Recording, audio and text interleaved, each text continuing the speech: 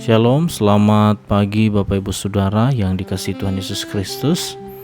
Kita bersyukur kepada Tuhan atas anugerah-Nya sampai detik ini. Kita ada sebagaimana kita ada, semua karena kebaikan Tuhan. Dan sebelum kita masuk dalam pembacaan dan merenungkan firman Tuhan pagi hari ini, mari kita berdoa. Bapa Sorgawi, Bapa yang kami kenal dalam nama Tuhan Yesus Kristus, kami naikkan syukur kami ya Bapa atas anugerah-Mu yang luar biasa dalam hidup kami. Tuhan memelihara peristirahatan kami sepanjang malam, sehingga pagi hari ini kami bisa bangun dengan tubuh yang sehat. Terima kasih ya Bapa, dan sebelum kami masuk dalam berbagai kegiatan kami hari ini, kami mau bersama-sama merenungkan firman-Mu. Kiranya firman-Mu dapat memberikan kekuatan kepada kami semua, dapat menegur kami, bahkan menuntun jalan kami. Terima kasih Tuhan, kami serahkan waktu ini ke dalam tangan-Mu. Dalam nama Yesus kami berdoa. Amin. Bapak Ibu Saudara, tema perenungan kita pagi hari ini yaitu hidup kudus. Terambil di dalam kitab 1 Tesalonika pasal 4 ayat 1 sampai 12. Firman Tuhan berbunyi demikian. Akhirnya saudara-saudara, kami minta dan nasihatkan kamu dalam Tuhan Yesus. Kamu telah mendengar dari kami bagaimana kamu harus hidup supaya berkenan kepada Allah. Hal itu memang telah kamu turuti, tetapi baiklah kamu melakukannya lebih bersungguh-sungguh lagi. Kamu tahu juga petunjuk-petunjuk mana yang telah kami berikan kepadamu atas nama Tuhan Yesus. Karena inilah kehendak Allah pengudusanmu, yaitu supaya kamu menjauhi percabulan, supaya kamu masing-masing mengambil seorang perempuan menjadi istrimu sendiri dan hidup dalam pengudusan dan penghormatan, bukan di dalam keinginan hawa nafsu seperti yang dibuat oleh orang-orang yang tidak mengenal Allah, dan supaya dalam hal-hal ini orang jangan memperlakukan saudaranya dengan tidak baik atau memperdayakannya. Karena Tuhan adalah pembalas dari semuanya ini, seperti yang telah kami katakan dan tegaskan dahulu kepadamu.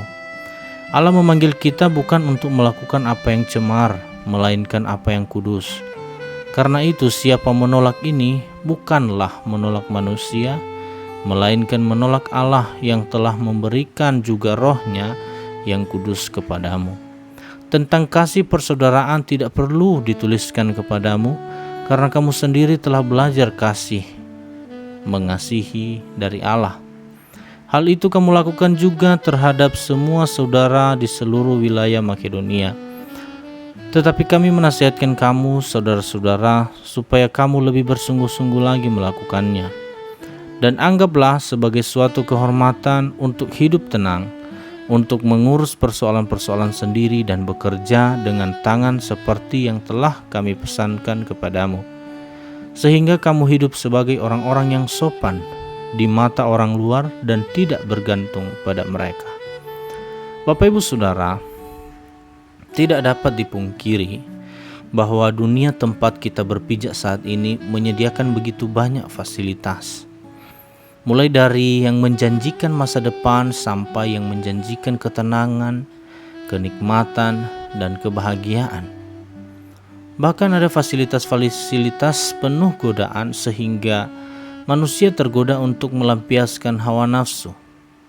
Dalam kondisi seperti ini memang tidak mudah untuk anak-anak Tuhan mempertahankan hidup yang berkenan kepadanya. Namun bukan berarti kita tidak mampu mempertahankan kekudusan kita di hadapan Allah. Allah memanggil kita untuk hidup yang kudus dan bukan yang cemar. Menolak hidup berkenan kepada Tuhan sama saja dengan menolak Tuhan. Pada pasal-pasal sebelumnya, Paulus telah memuji jemaat Tesalonika untuk kesetiaan dan ketekunan mereka menghidupi kehidupan Kristen mereka. Pada bagian ini, Paulus menasihati jemaat Tesalonika agar mereka lebih bersungguh-sungguh lagi melaksanakan hidup yang berkenan kepada Tuhan. Paulus kemudian memaparkan apa kehendak Tuhan bagi mereka. Pengudusan dan menjauhi percabulan diwujudkan dengan pernikahan yang monogamis, dan terhormat. Memperlakukan saudaranya dengan baik dan tidak menipunya. Hidup mempraktikkan kasih. Hidup dengan baik, mengurus persoalan sendiri, bekerja dengan rajin, sehingga orang luar menilai mereka sebagai terhormat. Bapak Ibu Saudara, memang menjalani kehidupan yang tanpa berkenan kepada Tuhan pastilah bertentangan dengan hidup bebas untuk berbuat apa saja termasuk dosa. Tidak mudah, tetapi Allah sudah memberikan Roh-Nya yang kudus kepada kita anak-anak-Nya. Jadi tidak ada alasan untuk menyerah dan mengikut jalan dunia ini. Amin untuk firman Tuhan. Mari kita berdoa. Kami bersyukur ya Tuhan untuk perenungan kami pada pagi hari ini. Mengingatkan setiap kami untuk tetap menjaga kekudusan hidup kami di hadapan Tuhan, sekalipun di sekitar kami ada banyak godaan untuk kami dipengaruhi dalam hal-hal yang tidak kudus di hadapan Tuhan. Kuatkan kami ya Bapa, agar kami tidak terpengaruh, tetapi kami tetap menjaga kekudusan yang Tuhan kehendaki dalam hidup kami.